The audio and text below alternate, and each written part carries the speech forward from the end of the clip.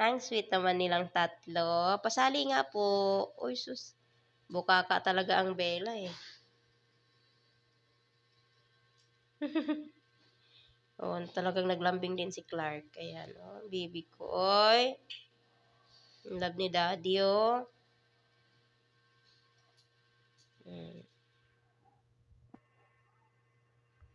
Love na love yan sila ni Daddy namin.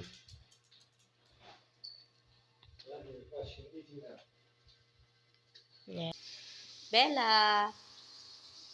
Clark. Daddy. Ayan na guys, grabe nakabukaka yung aking pusa. Sobrang init talaga ng panahon guys. Kasi pati pusa, ayan oh, talagang higang-higa. Akalain mo, yung likod niya naging flat. At para lang makahiga siya ng maayos. Pati ulo. First time ko kaya makakita ng pusang ganyan. Nakahiga, nakabukaka at saka nakaganyan na yung style. Ang cute. Tulog na tulog talaga siya oh. Ipin niya nakalabas. Bella! Ang cute. Ang cute ng ngipin niya. Ang sarap hawakan. Sabi ng asawa ko, mong hawakan, mong istorbuhin. Uy!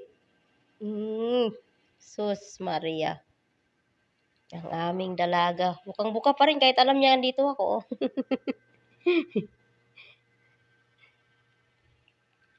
Jeez, ang arty. Arty mo?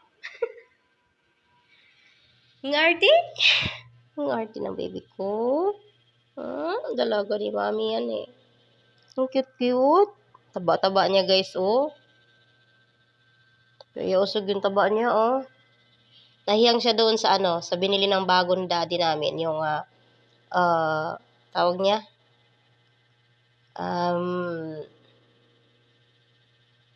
What kind of foods you buy? What kind of foods you buy for them? Pedigree. Ayan. So, ang lambot-lambot. Grabe. So sweet love. She like what you buy for Clark. But for her, she didn't like too much. Susoy. Okay na.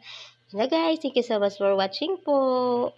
Hope you guys to like and share my video. Yan lang po. Bye-bye.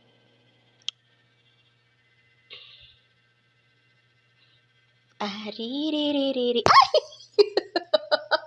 Munti ko na bitawan yung phone ko. Tapang talaga. Ano kaya yan binabalak ni pusa ko? May binabalak yan siya dyan eh. Nakarinig kasi siya ng ano, yung tunog ng ano, butiki. Nihintay niya yan oh. Sabi niya, lumabas ka dyan. Pakita ka sa akin. Bella? Yes. So, see, sumasagot siya.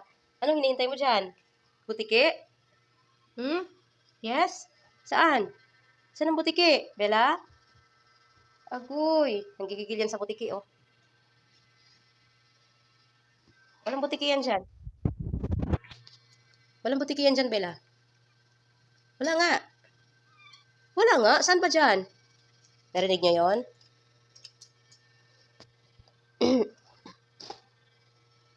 Saan ba dyan yung butiki? Ha? Nakita mo? Wala naman dyan eh. Saan ba dyan oh? Wala naman no. Guni-guni mo lang yun eh. Dali na.